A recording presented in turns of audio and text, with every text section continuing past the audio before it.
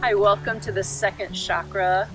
Second chakra is governed by the water element, and this is why I have chosen this particular place for the shooting, where we have not only a beautiful still pond, but also we have the water feature, the water fountain in the back.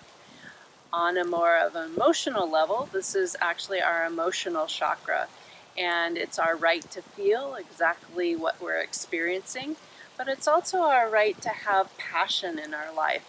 So here we are looking at, when we do our yoga poses, we're looking at fluid movement. Also, if there's any imbalance, it can show up as tight hips, which is kind of the part that we're going to be working on today, is working up those tight hips. Enjoy! Welcome to the second chakra, or otherwise known as the sacral chakra. I like to see is that we're opening, in this particular case, opening up our hips so that we can move more fluidly through life. So this will be our beginning today. And we're going to start with some fluid movement. So as we come to all fours, I'm going to come to the side so you can see a little bit better. We're going to move with our breath, and this is called the cat-cow pose. So as you inhale, you tilt the sitting bones up, the belly comes down, we allow the chest to move forward, look forward, and then as you exhale, scoop the tailbone, rounding, bringing the back up to the sky as the head is the last to move. So the inhale, we tilt, heart opens to the front. As you exhale, we scoop the tailbone. Now, as you continue doing this, we want to move from the pelvis. That's the center of the second chakra, is our center of our pelvis. And notice how that's the first to move, and my head is the last to move. So we're getting like, my movement is very much like a wave on the ocean. And we're learning to separate the movement of every single muscle within our back, supporting our spine, and then coming to a neutral position. And take your first down dog, lifting the hips up towards the sky. Here, walking out the dog. So one leg straight, the other knee bent, and then switching slowly as you go from side to side. Just become aware of the legs. Here, the hamstrings, the calf muscles, the hamstrings being the main mover of allowing us to move forward. Take your right foot forward into a lunge. So here, if you're a little tighter in hamstrings, you could have something underneath your hands like blocks. As you inhale, straighten the front leg, little hamstring stretch. As you exhale, move into a lunge, keeping the knee over the ankle. Don't let it go forward from the neck. Here you'll feel the stretch in the back of the leg. So the inhale, we get the hamstring. The exhale, we get the hip flexor. So these are two of the muscles that allow us not only to move forward from strength, but also with more flexibility, you're able to move with more ease, less effort. Now as you come into the lunge, bring the hands to the hips, upright lunge. You can stay here if you need balance, or inhale the arms up for the full expression of the pose. This is a variation of the warrior pose. So as the tailbone roots down, allow your spine to rise up. Just as when we have a lot of emotional stuff going on, we can stay grounded, feeling what's there and rising up. I like to think of it like a lotus flower rising up out of the pond, untouched by the muck of the lake. As you exhale, bring the hands down. Inhale, rock forward, forward fold, Uttanasana. As you root the hips down, inhale, rise up, reaching up for the sky. As you exhale, bring the hands back to the heart center. Half sun salutation here. Inhale, fluid movements, arms up. Exhale, forward fold. As you inhale, lengthen the spine. And then exhale, step the right leg back. You're moving with your breath again. Inhale, straighten the front leg, rooting the back heel straight back. As you exhale, melt back into your lunge. So just allow this easeful flow with breath. We really want the breath to be initiating the movement. We exhale, we're melting. So here you're not going deep into an intense stretch. You're just warming up, finding the edge, inviting those muscles to open with ease. And now as you inhale, hands back to the hip. Again, if balancing is a challenge, you can have a wall or a chair next to you. And for more expansion, take the arms up and over the head. So as the waistline moves back, tailbone roots and the spine gets even longer. If you want a deeper stretch, you just bend the front knee and go a little deeper until that hip flexor feels a little opening, a little more awakening, encouraging us to take bigger, more fluid steps forward in life. As you exhale, bring the hands down. Inhale, rock forward, lengthening the spine as you exhale, dive deeper. Rooting the hips down, inhale, rise up, and exhale, float the hands back to the heart center. So we're going to do a full sun salutation. So here we have movement with your breath. So inhale, arms up, exhale, forward fold. Inhale, lengthen the spine. As you exhale, step back to plank. So if you have any issues with shoulders, wrists, elbows, just place your knees on the ground. Otherwise, for more effort, keep the legs straight and come all the way down onto your belly, chaturanga. Extend the feet straight. Inhale, pull into cobra. Head back with the neck, heart open. As you exhale, tuck the toes under, down dog. Nice long breaths in your dog.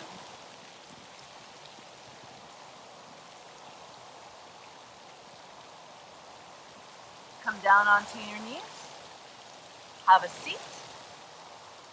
And bring the soles of your feet together for what we call Badakasana.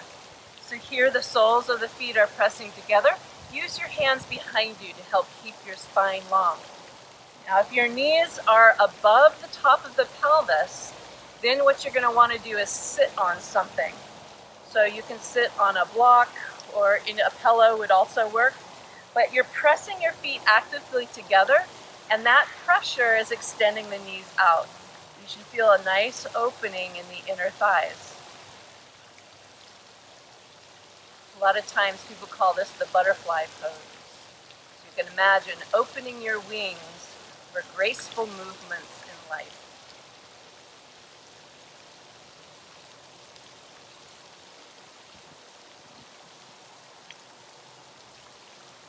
Bring the knees together and straighten your legs. This pose we're going to do is called baby cradle. So first of all, we want our legs, if your legs are straight and you relax them, the tendency is to collapse and outer rotate. So when we engage them, we have to kind of unstick our buttocks.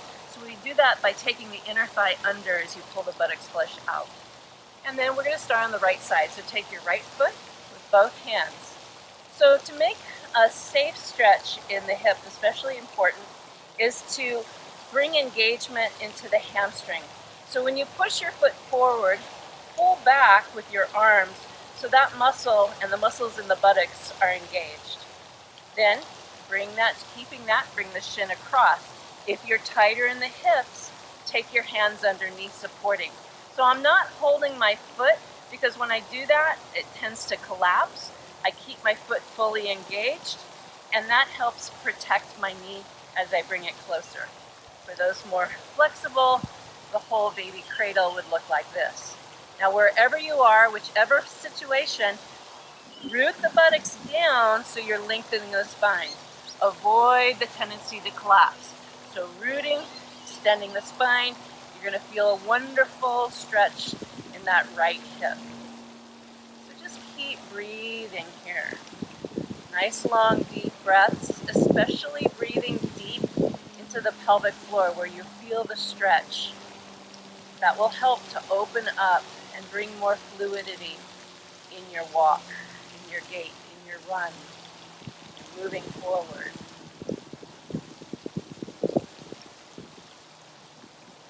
And then exhale, bring that leg back and re-rotating, bringing that thigh back to neutral. Take your left foot, bring a little isometric action there.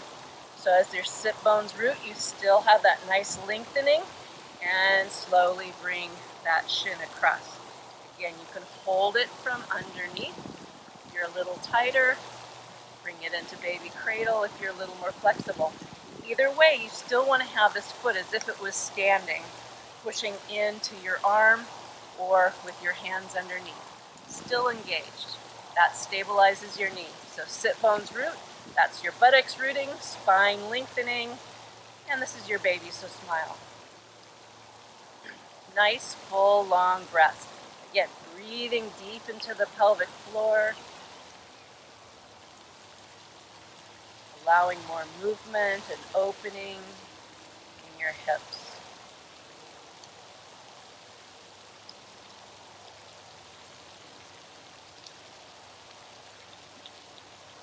Slowly release.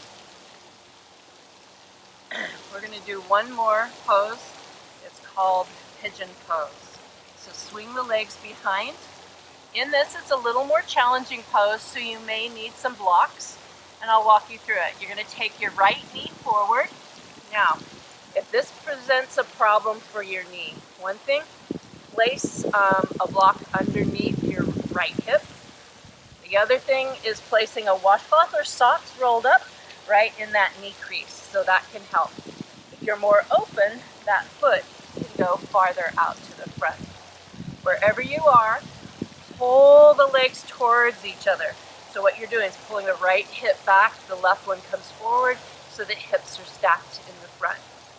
Now, as you come forward, and you may not be able to, or you might do this on a pillow with the forearms down, you still keep pressing the right hip down, back, as you lengthen the spine forward. And you just breathe here, keeping the head in line. It can feel kind of intense in that right hip. So make sure you're breathing that nice Ujjayi breath deep into that right hip. And then from a hip focus, we start to walk upright.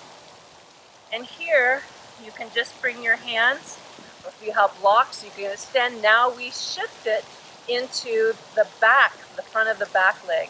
So that allows us to move more fluidly forward. Opening up our hips, the hip flexors, and this is the upright version of pigeon. To release, place the hands, down dog, and just notice the difference.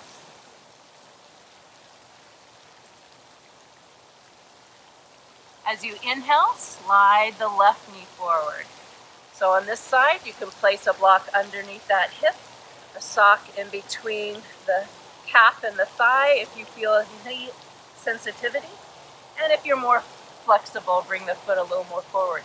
Now scissor the legs. So you want to think of your legs as being blades of scissors, and you're closing the scissors. That's bringing the hips squared off. This is better for your back as you open up the hips. You're coming forward first, if that's available, or staying upright, but you want to isolate that left hip stretch. So as you keep breathing, every inhale, pull that left hip back as you lengthen the spine. As you exhale, just imagine melting any of that tension in the hip, letting it soften, letting it release.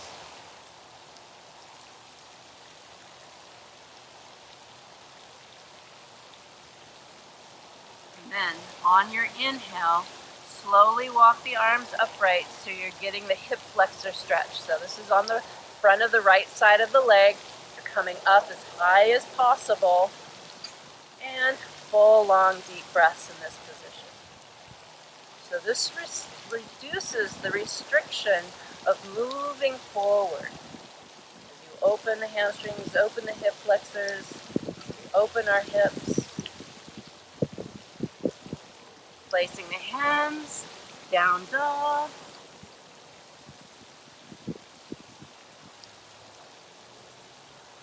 and then slowly come back to your cross-leg position and just notice if it's a little more comfortable. The knees are a little bit farther down, a little more ease in sitting upright. Finishing with the hands at the heart center and taking a few fluid breaths. So we start our breathing on the inhale from the belly, we let it rise up, and as we exhale, we pour out long. Do this a few times. See if you can imitate a wave, an ocean wave with your breath. And imagine your spine is just like the fountain behind me. I'm extending up and out of the crown of the head. Namaste. Thank you for watching the Sacral Support 15-minute yoga routine. Here we opened our hips using the water element as inspiration. If you liked it, please hit the like button and share it with a friend who needs a little hip opening. If you want more of these types of videos, please subscribe and hit the bell, and you'll be notified as soon as we have a new video available on yoga, meditation, and Reiki.